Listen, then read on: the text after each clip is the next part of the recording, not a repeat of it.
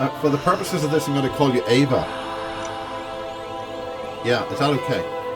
Yes. Well, welcome back, Eva. This is a very important update, and you are in Switzerland, is that right? Finland. Oh.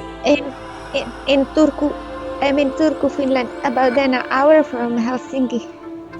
Wow. Well, did you want to tell us how you got that far and what's happening? Well, I've got the invite. I've got the invitation from this great gentleman, Alpo Ratio, who is Buddhist scholar and linguist. He speaks about 9 languages, or at least he studied them.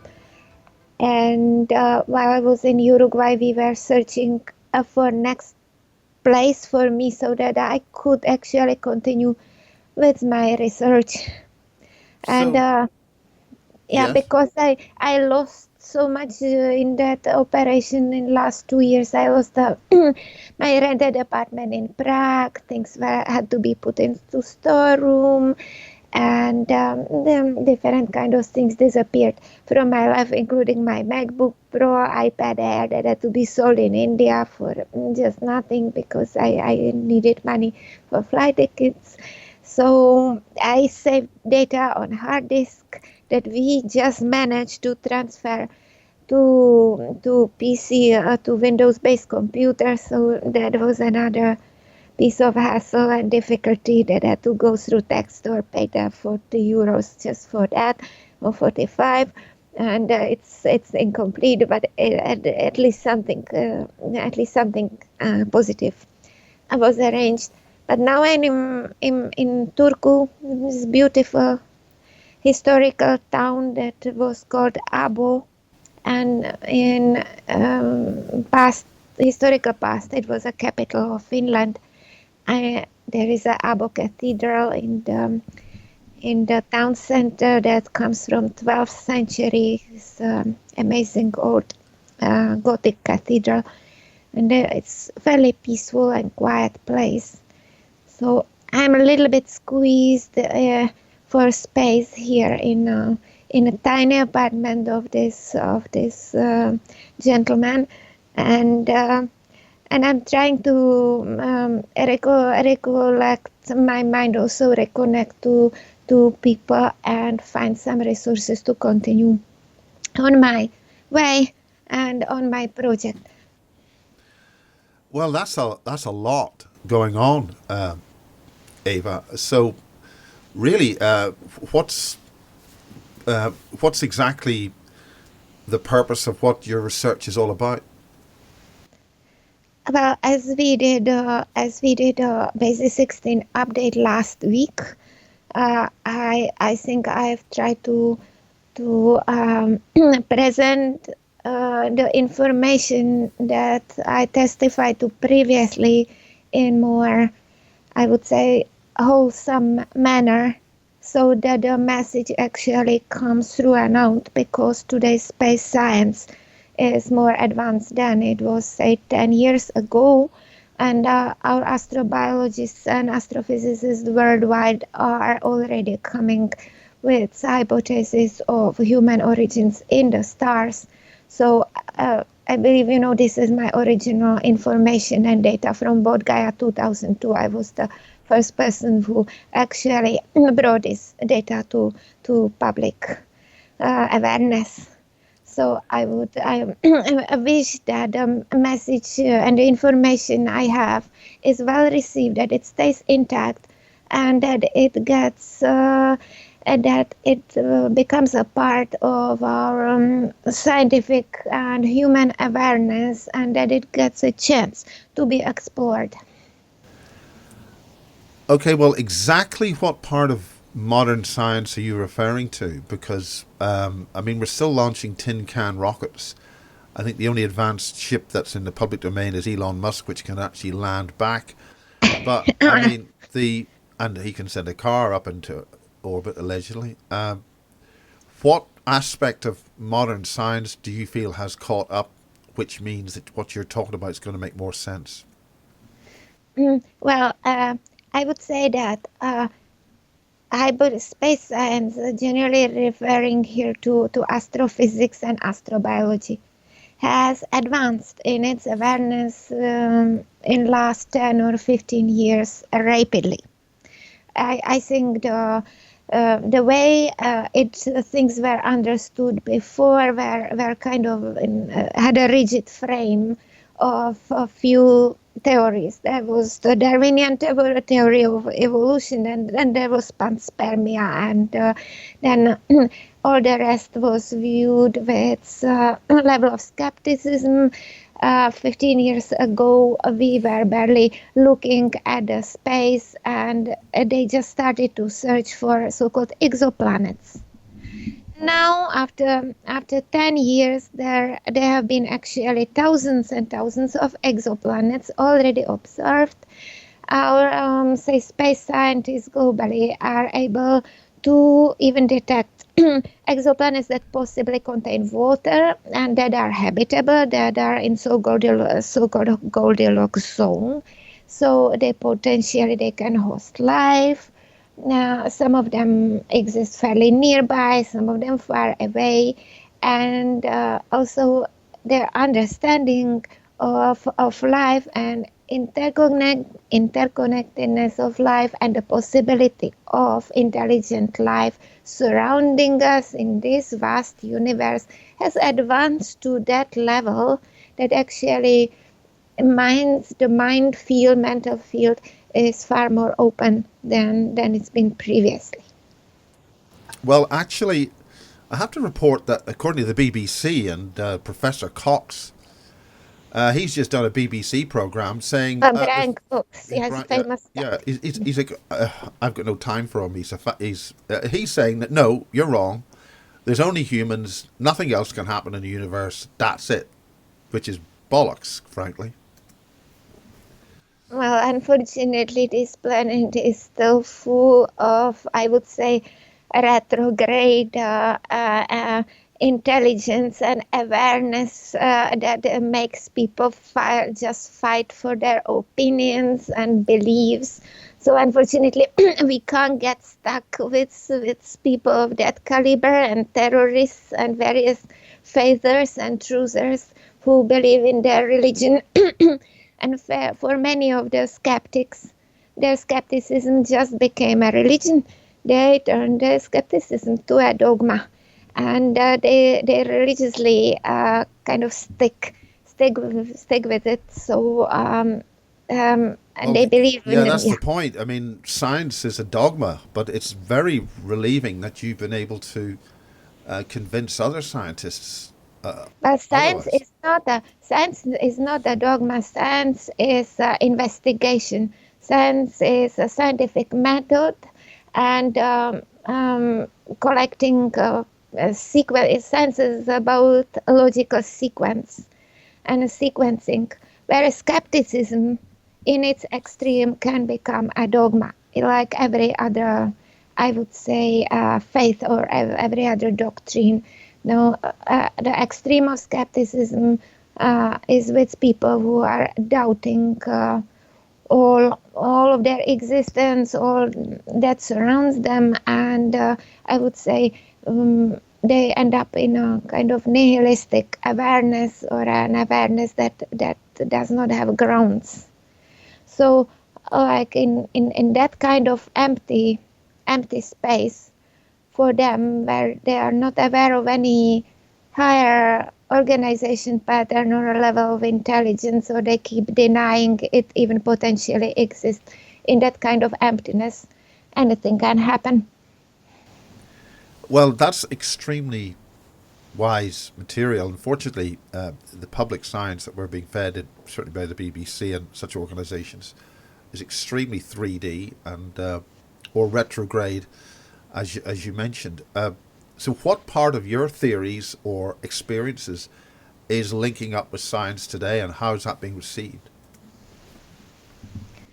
Well, I would love to bring forward the the message of human origins as it's been discussed by us in Basis 16 and in this very recent update.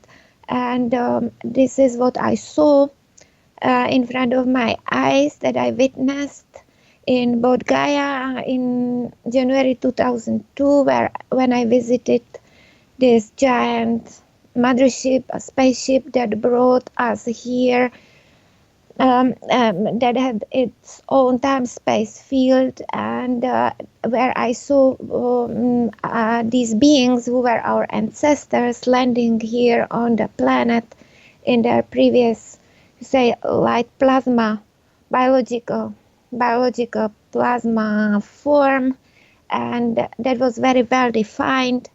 That was very delicate form. It was not some kind of misty shape, a light, a rays of light like some people imagine.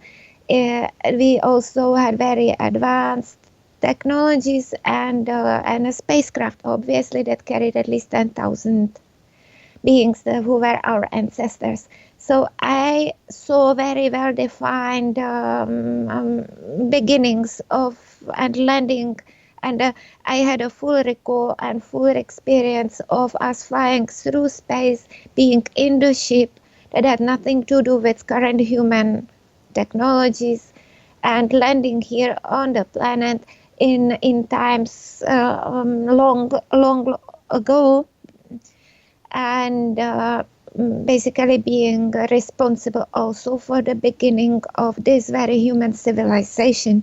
So I saw what has happened biologically to our ancestors, at least some of them, and the forces, the planetary forces, namely gravity, pressure, and other forces responsible for the cause of particle disintegration and forming human beings as we know them today, or their predecessors. Is that the Sasquatch? No. That has to do with all of our, say, human ancestry. From those beginnings, there were sprung many human lineages, and all kinds of humanoid beings. But that does not mean that that other animals on Earth are part of our heritage. It does not say so. I clearly saw that there is an only type of entity that we basically include in the genus Homo that came from these very advanced ancestors who were not animal-like in any manner. So, maybe a very, very low, very small percentage of our ancestors, I would say, degraded to a, say, animal-like lifestyle or manners and habits. Later, maybe some of them grew a big fur, maybe some of them lived naked in forests, but not all of them. And I would say from the beginning, there were many types of human groups or humanoid groups, and always at least half were still very advanced. They retained their previous shape and biological information to a bigger degree, whereas others were more damaged and descended to simple form. But that's. What do you mean by a simple form? I would say that from the beginning, some of our ancestors and the Homo, genus Homo, human-like beings, who were formed by stepping to terrestrial gravity and turning to dense, kind of shrunk, fleshy, bony creatures. So each individual genomic pattern was individualized and became a beginning of a particular lineage. Some of those lineages are extinct. We cannot observe them now. For example, there were giant people at some point of our history, as well as there were very little people, because I mean, are you able to give specific examples and time lineages, and do they all exist in the same? Do they all exist in the same time-space domain as we do now, or has gravity changed since? I mean, we're much bigger creatures here, and it would infer that the space-time domain that we exist in at the moment has changed quite radically. well, at the beginning, we are talking of time frame of many millions of human years. So obviously, I'm not able to describe or give data about all those millions of years.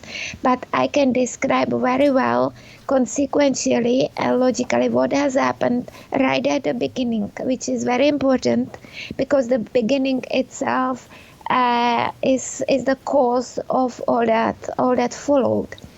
And so what I can testify and what I have observed from my point of view as an extraterrestrial entity, advanced entity, who landed here with those other entities and who observed what happened to some of our, say, kin or siblings, to those of our group. We're talking of 10,000 beings, many of them perished in the gravity field and in the strong radiation. But of the others, of the remaining thousands of others who collapsed to terrestrial gravity pressure and who were simultaneously affected by strong radiation field of the ship crashing to this space-time. So we're talking of a space-time collision, right? A very strong collision of very strong energy fields. Then in those fields, what occurred is a unique characterization of biocodes, or what you call genomic information, that varied from an individual to an individual. And that happened millions of years ago. So of all these individuals, various individuals who happened to come to existence at the beginning, they still followed, they still suffered long adaptation process. So at the beginning, they experienced recovery. They by adapting to this planet and eating, for example, they had to start eating something that would help them to adjust. So at the beginning, what did you exist on before that? I mean, how did you ingest energy? How did you obtain energy? How did the transformation happen? Well, our original, as we are in original, so we were these kind of biological plasmatic beings who is this what people would today call jinn? They're energy beings. No, I would not exactly associate every kind of being, because there are thousands and millions of them on descriptions of ghosts, spirits, jinns, deities, Buddhas, Bodhisattvas. The jinn claim that they were here first, and then these other beings arrived. Is that what you're talking about? No, not at all. Is that something you can clear up? There may be a little logical trap. There is a little logical trap. All these, in all religions, you find references, and this is what I talked about with the particular Myoshinji's lineage as well. In all religions, you find references to light beings, and they have, of course, different names. And all the story about them is that they have been here first. Now, who is that who have been here first? Of course, it's the same entities we are discussing. It's our ancestors. So whether people refer to them nowadays and as angels or or Buddhas or deities, or they give them various high or low names. Originally, they were highly advanced entities who came from different star, to put it simply. What people call them today is a different story. But I want to go back to what I already mentioned. These beings who we were could feed on light, and also we could ingest our own say plants on our own planet, in our own star system. The nature was kind of biologically on par with us. It was of the same quality, and so our feeding functioned differently. But for human beings who became one with this biosphere, they had to adapt, they had to adjust, and in order to survive here, they had to start feeding from this biosphere as well. So a long process of cohabitation and co-adaptation happened in synchronicity with local flora and fauna and so forth. So there were no other beings here, I mean, for that? Well, not at the beginning. There were no advanced beings here, but of course there was primitive life, and after we came, that type of life started to evolve rather rapidly. I would say again, synchronicity with time cycles, natural biological cycles of this planet. That is. I mean, did your arrival actually influence the local biology to develop quicker, or?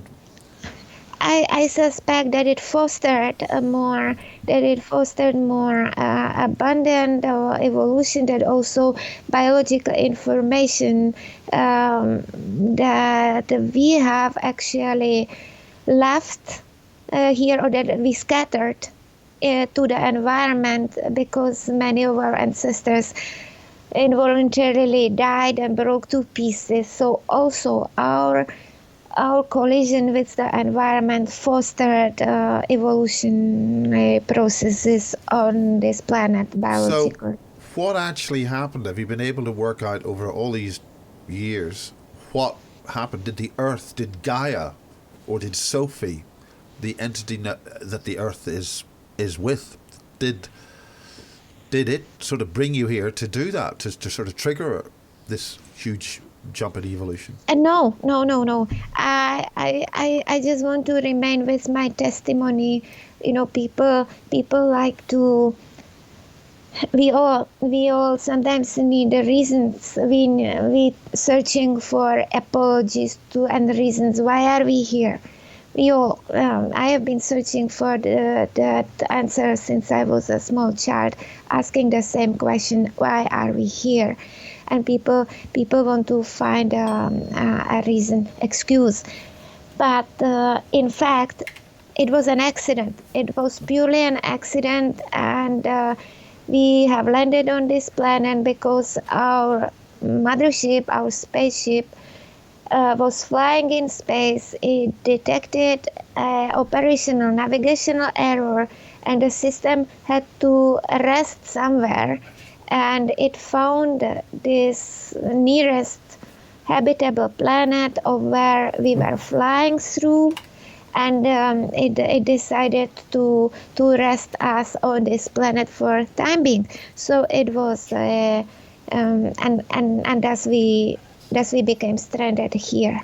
So it was actually an accident. It was technical, and it was a space accident. So that the whole point about that is based on the legends. Are there legends which we know of which are closer in the public domain to what you're actually talking about? Anything that we can pick from? Ancient aliens, that kind of thing. Well, my information precedes the theory of so-called ancient aliens because that's you know more about it perhaps than I do. But Well, it's a TV people like series. I mean, I'm wondering how much of that is true. And with this thing with Professor Cox on the BBC last week, really, it's a big step backwards. well, the theory of let's quote somebody really famous and prodigious like Eric von Däniken. So many of the ancient aliens theories started with him, and with him bringing up information forwards, for which he is a pioneer researcher, and he has done precious. Well, precious he actually work. disagrees with a lot of the stuff that's been said about his work. I mean, he would privately say stuff much closer to what you're talking about great huge wars which happened and terrible things within the solar system. Or did that happen later? There are many couple points to address. So firstly, the so-called ancient alien theory is incomplete. Yeah, just to repeat it for a newcomer, which no newcomer and anyway will watch this series. Yeah, for the sake of if you give that as a reference point.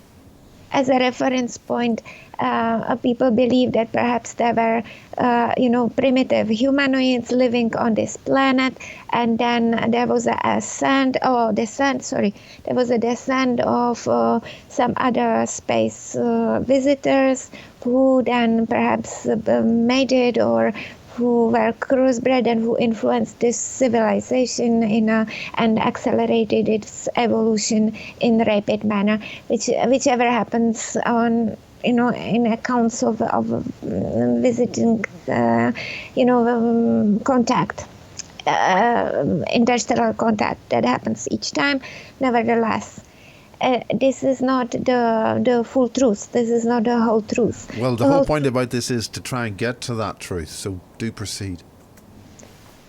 Well, my testimony is about our original landing, that our own ancestors, or you may say even us, are the original extraterrestrials who were the most advanced of all those we can name later, who became stranded on this planet and gave birth to human civilization.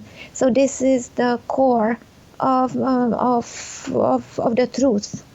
I would say there is nobody else who made us, or who made us more advanced than we are, since we are biologically and historically, we came from faraway space, and we contain the most information that has to do with our origins, with our abilities, and also with our future.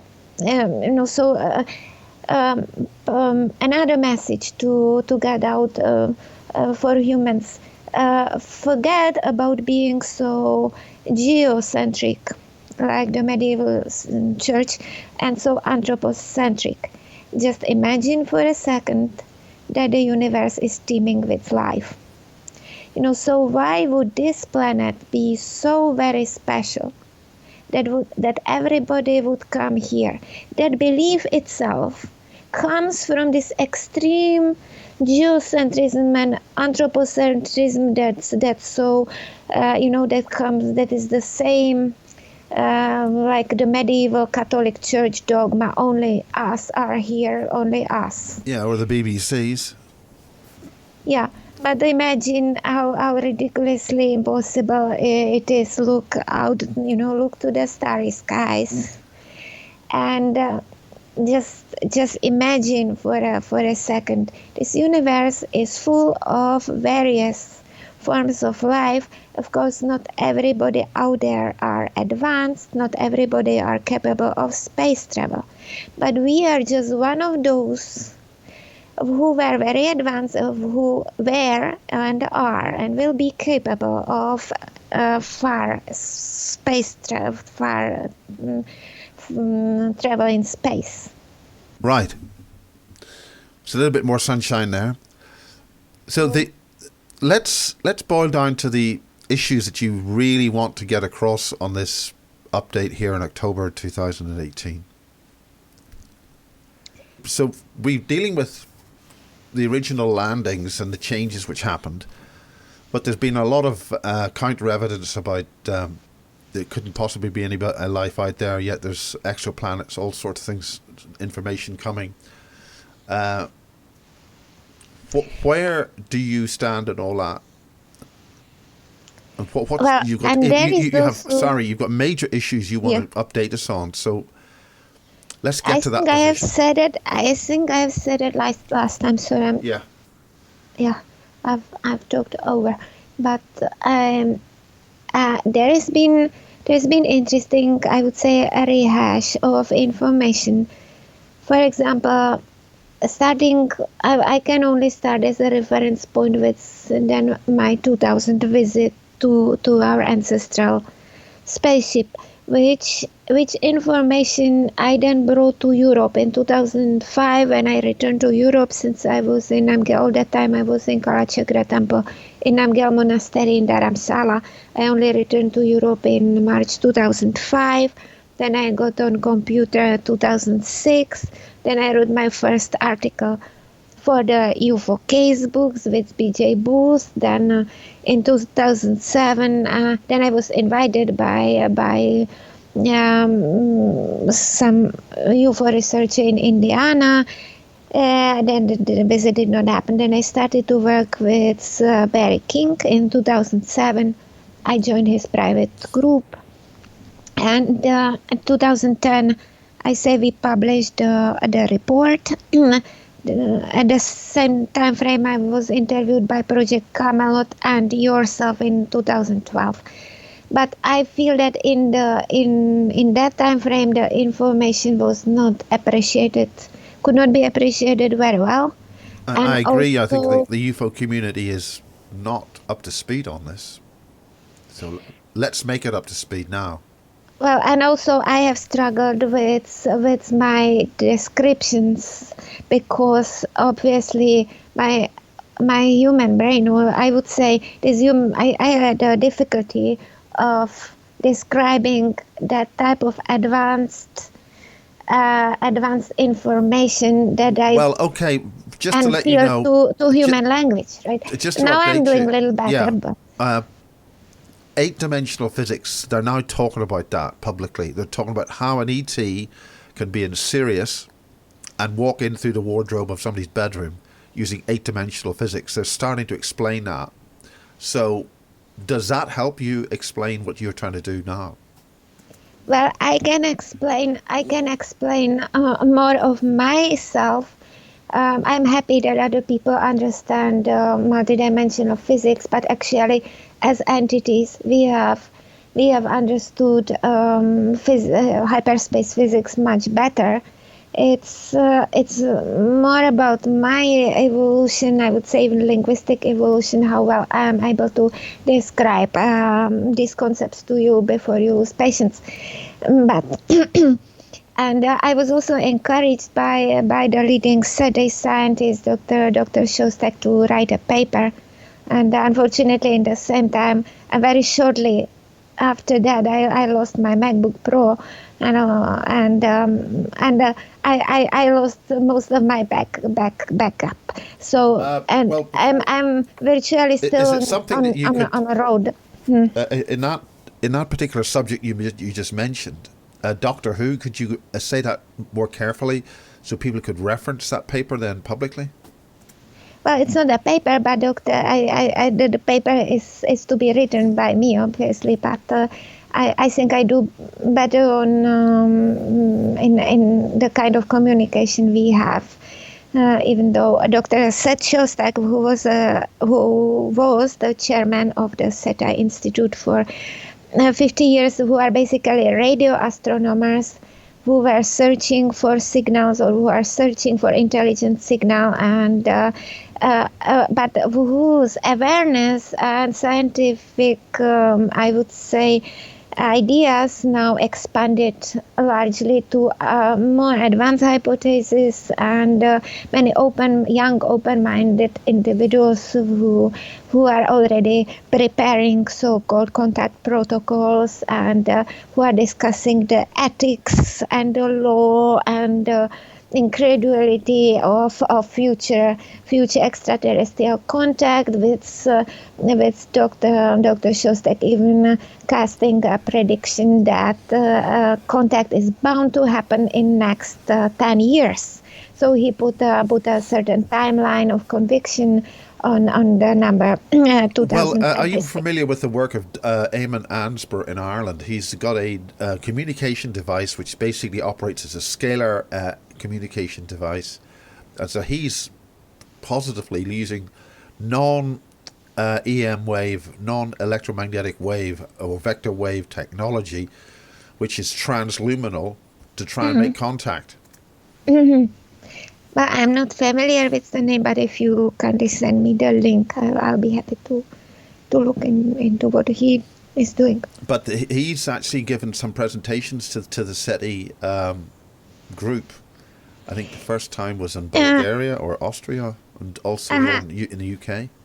Yeah, there are many nowadays. That's why I'm saying the field is advancing, because there is also optical SETI, and then there are many types of versions of search or making contact. Yeah, but I mean, optical light is obviously, we're still looking at a universe which is governed by the speed of light. And where did our original species, where did you come from originally? Well, as I have described that, we came from a different star cluster. We are from different what you call super cluster. So we have actually crossed a huge distance, and that such a long travel was only possible. But that must be due to our advanced knowledge of physics and time-space fields. So physically we worked with time-space fields, and the ship also functioned as a huge time-space field generator. So it was able to generate its own gravity and time-space field, such a small star would do. It was not that big, but it would generate a very powerful nuclear field. And with the help of such advanced physics and technologies, we were actually able to traverse huge distance that otherwise would not be possible by normal 3D physics or technical means. And also about your reference to the speed of light, I want to clarify that point, because I'll repeat again, I have already testified to it, and nowadays if you check some of the newest PhDs coming out in physics, you will find that I was rather correct, where I stated that the speed of light as such is variable. Even though we were taught Einstein's theory of relativity and a speed of light. Well, it's a special theory of relativity, because there's questions over who actually discovered it. Yes. All right. Yes, but even then, this observation is only valid in a particular in the local universe.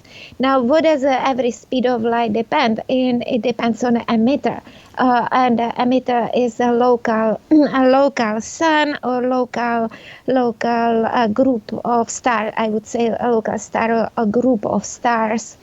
Basically, the whole cluster and velocity, of its emission, and the original mass of the star, and the mass of nuclear fusion is responsible for the constant that we describe as the speed of light that is valid in our particular universe.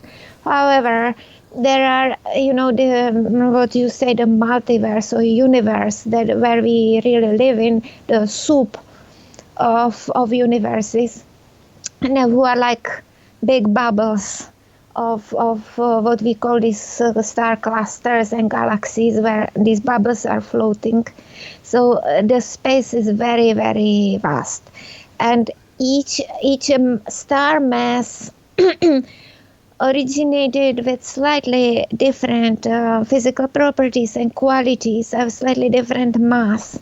And therefore the velocity, particle velocity, and the mass of nuclear fusion that happens in each of these universes is usually is not a constant. It's not completely the same. It differs from one one place to another, and so also there are many, I would say, discrepancies in our observation of a starry sky. What we see is far, not only referring to an optical illusion, a lens type of illusion, but also what we see is far and what we see is near, where we calculate the speed of light, is unfortunately only based on our, so far, or was only based on our local, say, geocentric or these solar calculations. That goes back to Einstein's theory, special theory of relativity. And fortunately, today's young physicists already arrived at a multi-leveled physical platform where they were able to forecast or predict that not necessarily in the universe the speed of light is going to be constant. And so also distances between various star systems vary, and how we observe them, how far they are, and how near are they. And that's the fundamental error. So we're basing everything on just a local yardstick. But also, what about dark matter? I mean, we're meant to be 99.9.99999% dark matter. So-called dark matter. If we call dark matter everything that we actually can't see and that is unexpressed in the electromagnetic spectrum, we could also use a term like space particles or obscure matter, a junk matter, but we are still talking of universe of quantum fields. So even the so-called dark matter are basically quantum fields aligned together in patterns that define time-space fields of different properties. And it's not homogeneous. It's not those fields aren't homogeneous. They are like a sea. I would compare them. Absolutely, yeah. To an ocean. Yeah, it's like trying to make a flat cam cover the entire Atlantic and expect everything to be flat all the time. No, it's neither flat nor homogeneous. So there are different currents, different densities of what you call this obscure dark matter, and they define the quality of the water, or you say the space. I think if you look at the surface, if you look at the gaseous propagation, or if you just look at the atmosphere of Jupiter, right, that's it's full of all sorts of swirl pools and different layers. Absolutely not just like an oxygen atmosphere, or a nitrogen atmosphere like we have here on Earth. Completely. Well, even our weather. Just think of space weather in dynamic time. And that's that's on a small planetary scale. But imagine the same is happening. The same is true about every star system, a galaxy, and a cluster of stars or galaxies, where we are floating in a cosmic sea of this obscure. Which is why you had to fly in a special ship that was basically in its own space-time bubble. Generator, yes, it was. That's how it had to work. Yeah. So it had to cut through rather than it would get carried. It was more like an icebreaker. It had to cut through those other time-space fields that are the universal ocean, I would say. Is that why it's semi-spherical?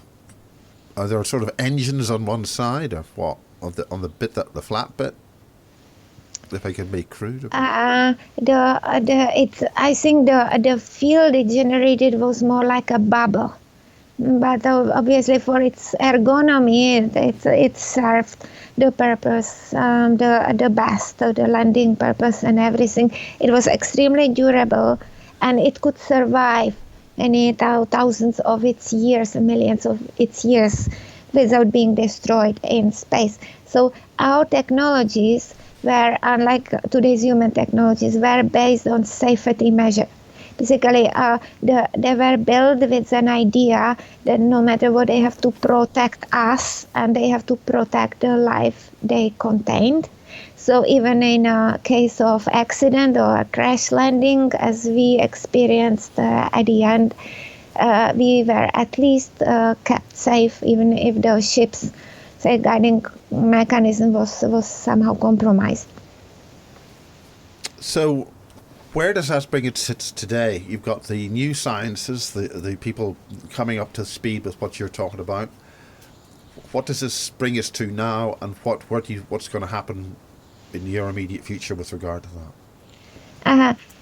So I think 2 points are extremely important. One has to do with the advanced entities and their status and intelligence. Where did we come from? Where did we originate? It was us, these advanced beings. It was not somebody else. So our ancestors were the most, advanced entities who have the fullness of the message and the capability to carry us on, to sustain the civilization. We were stranded here for millions of years, so we feel depressed, and we don't know what are we exactly doing, where are we going, etc.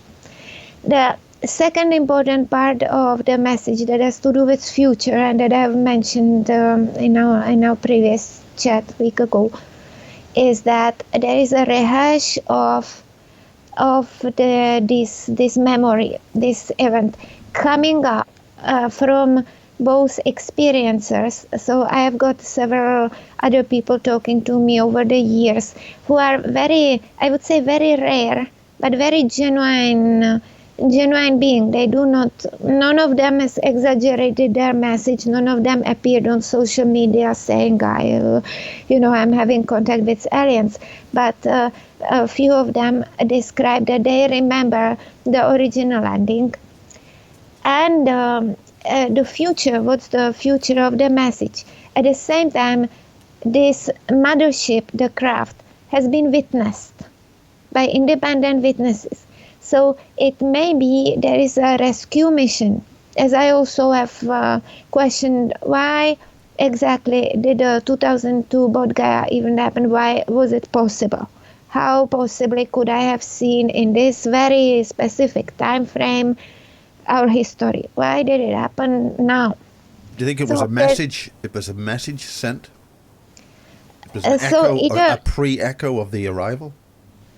I think it was both a message and it was a contact that is being made by advanced spacecraft that has recreated the time-space field where I entered and experienced everything as it was millions of years ago. There was nothing human back then. There was nothing of this time.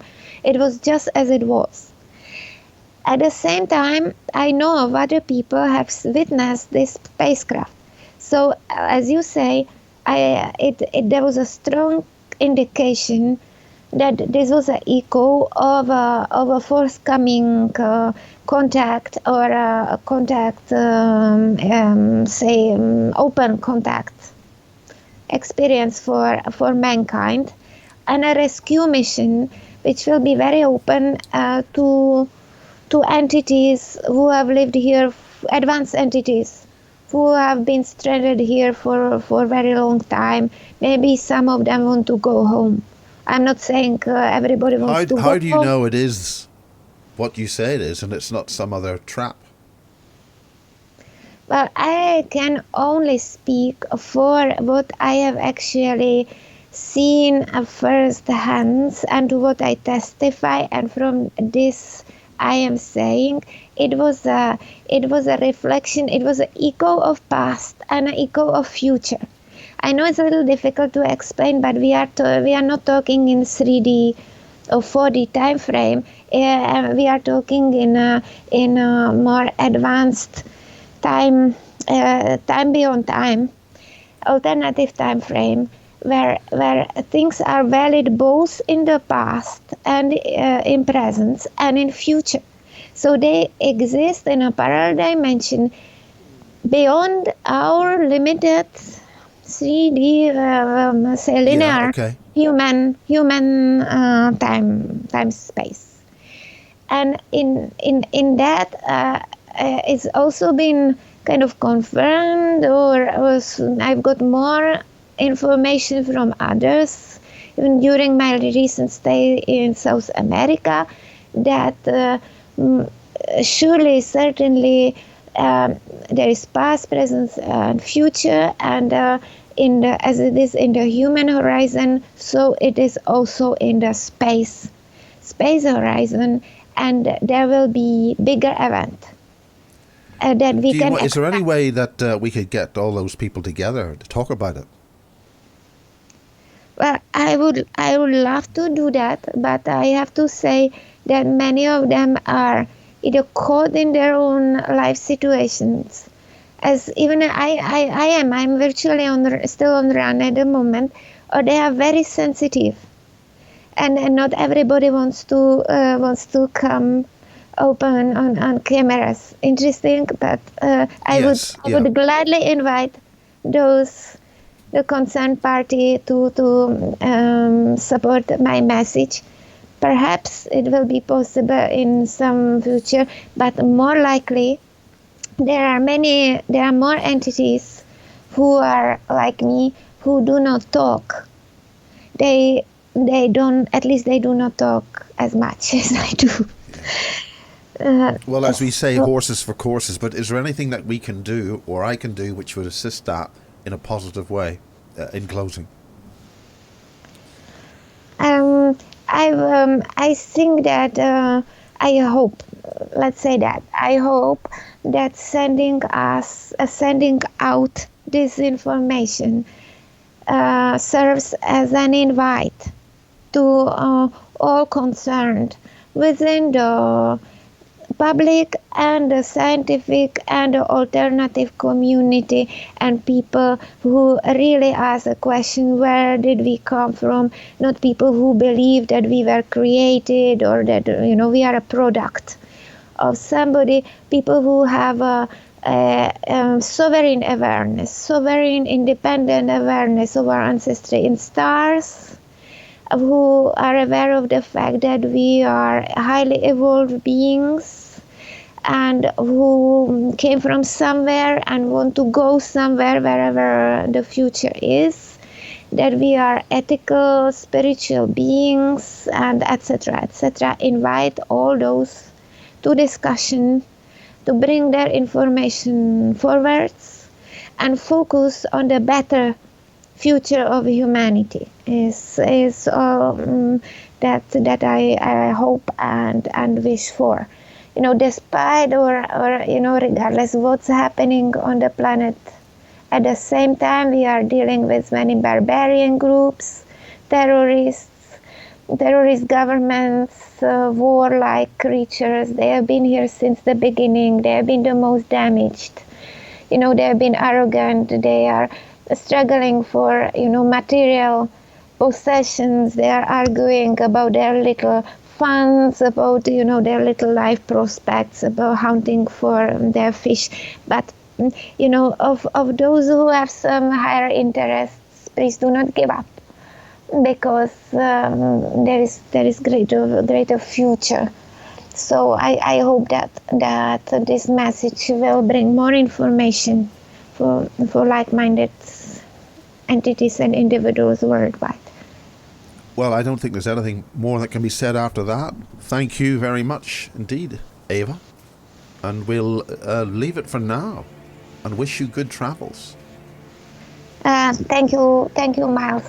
Please also, if you can post, say, my email address, or anybody who would wish to support, my research, I can post something simple as my PayPal address or my email address. People who want to we'll put this up, contact me and who are interested in my information, seriously genuine individuals, please don't hesitate. Contact Miles and support Miles' work with the Basis project, because Miles, your Basis project is hosting all of our information.